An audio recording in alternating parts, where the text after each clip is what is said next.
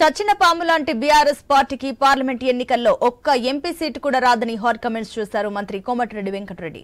Nalgonda segment లో పలు అభివృద్ధి కార్యక్రమాలకు శంకుస్థాపన చేశారు మంత్రి కోమటిరెడ్డి. డబ్బుల ఆశతో కేసీఆర్ కుటుంబం తెలంగాణను నాశనం చేసిందని, కేసీఆర్ చేసిన పనులకు త్వరలో బీఆర్ఎస్ ఖాళీ అవుతుందని ఆయన మండిపడ్డారు. చివరకు బీఆర్ఎస్ పార్టీలో నలుగురు మిగులుతారని మంత్రి చెప్పారు.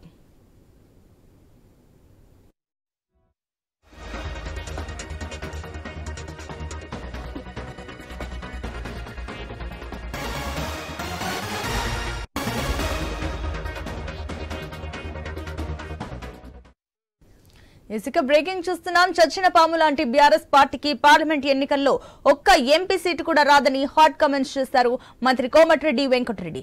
నల్గొండ సెగ్మెంట్ లో పలు అభివృద్ధి కార్యక్రమాలకు శంకుస్థాపన చేశారు మంత్రి కోమటిరెడ్డి. డబ్బుల ఆశతో కేసీఆర్ కుటుంబం తెలంగాణను నాశనం చేసిందని, కేసీఆర్ చేసిన పనులకు త్వరలో బీఆర్ఎస్ ఖాళీ అవుతుందని ఆయన మండిపడ్డారు. చివరకు బీఆర్ఎస్ పార్టీలో నలుగురు మాత్రమే మిగులుతారని మంత్రి చెప్పారు.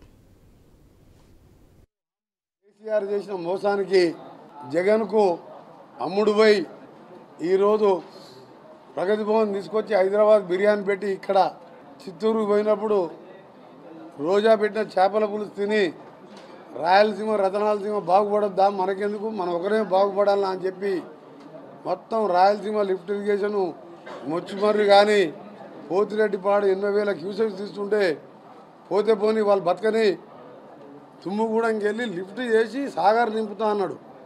అంటే మళ్ళీ ఒక 2-3 లక్షల కోట్లు అప్పు తెచ్చి లిఫ్ట్ ఇరిగేషన్ పెట్టి సాగర్ నింపి ఇక్కడికి వెళ్ళి నీళ్ళు ఇస్తా, అది పోతే పోనీ వాళ్ళు బతకని, వాళ్ళు బతకొద్దా అని చెప్పి మస్తెక్కి మాట్లాడి ఇలా